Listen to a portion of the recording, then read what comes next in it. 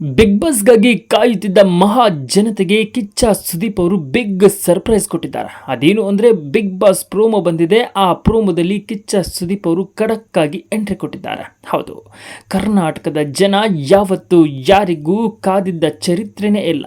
ಆದರೆ ವರ್ಷಕ್ಕೆ ಒಂದು ಸರಿ ಕಾಯ್ತಾರೆ ಅಂದ್ರೆ ಅದು ಬಿಗ್ ಬಾಸ್ ಅನ್ನುವ ಮೂಲಕ ಕಿಚ್ಚ ಅವರು ಎಂಟ್ರಿ ಕೊಡ್ತಾರೆ ನೋಡಿ.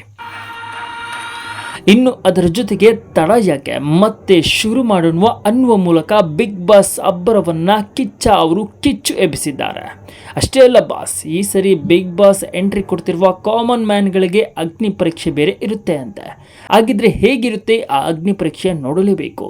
ಇನ್ನು ಕಿಚ್ಚ ಸುದೀಪ್ ಅವರ ಈ ಪ್ರೋಮೋ ಅಂತೂ ಸೂಪರ್ ಆಗಿತ್ತು. ಇನ್ನು ಡೇಟ್ ಅನೌನ್ಸ್ ಆಗಿಲ್ಲ, ಆದರೆ ಸೆಪ್ಟೆಂಬರ್ 3ಗೆ ಬಿಗ್ ಬಾಸ್ ಶುರುವಾಗುತ್ತೆ ಅಂತ ಮೂಲಗಳು ಹೇಳ್ತಿವೆ. ನೋಡೋಣ ಏನೇನಾಗುತ್ತೆ ಅಂತ. ನೀವು ಇದೇ ಥರ ಅಪ್ಡೇಟ್ ಬೇಕು ಅಂದರೆ ನಮ್ಮ ಚಾನಲ್ನ ಈಗಲೇ ಫಾಲೋ ಮಾಡ್ಕೊಳ್ಳಿ.